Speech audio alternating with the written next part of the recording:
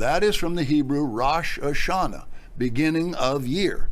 Shoneh, is of, Rosh is head, or beginning of year. The Jews took this term, the only place it's in the Bible, and they knew it meant the first of the year, the first. And in a corrupt way, but at least with their correct understanding, they took it from a place they knew it didn't fit or couldn't figure out how it fit, moved it about 100 days to the start of Tishri, and said that trumpets is Rosh Hashanah. It was a lie, but they at least understood it meant the first of a month. And so they said it's the first of a year. They knew it meant that too. So they said, we want to start civil years on Tishri so we can be just like all the Gentiles and they'll like us. And so they took the only place you will find Rosh Hashanah in the Bible, moved it 100 days to the end of summer, and said that's Rosh Hashanah. Every Jew who's ever lived who said they're keeping Rosh Hashanah on trumpets doesn't know it. They are unwittingly participating in a lie. That's just a fact. That's why God says to the Jews they have no answers. They're a great people who will grow greater in God's kingdom. But that made our pursuit much harder. Rosh Hashanah means head of the year.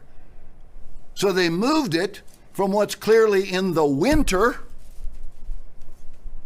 from its only place in the Bible, and made it the beginning of a month. Now that's further proof, even in their error, and I think they were sincere, or nobody would have let them get away with it. They made a rationale for it. They moved it to the start of a month and said it's the start of a year. So they knew that. They just put it in the wrong place and caused tremendous confusion. I know there isn't much time left, but don't ever refer to trumpets as Rosh Hashanah again. It's a lie. It's an absolute lie. But by examining it where God put it in its only instance in the Bible, we're going to get some support here in some other verses, we're able to begin to understand there is a start of a year that is tied by God to the 10th day of the 10th month, which is in the dead of winter, and to the measuring of the temple, which is what follows. Now, is that all an accident? That's a big question. That's a big, big question. Let me explain something.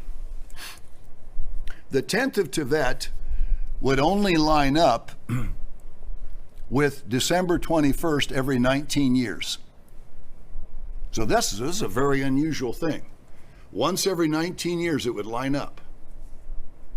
But it's a much greater odds than that we could hit it right, because it has to line up with the winter solstice on a Friday. The odds of that are 133 to 1 against it.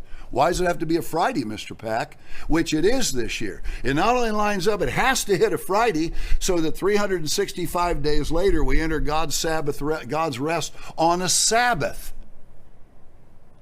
So we have to be very, very careful and treat this like the scriptural fine gold of Ophir is, do we have this right?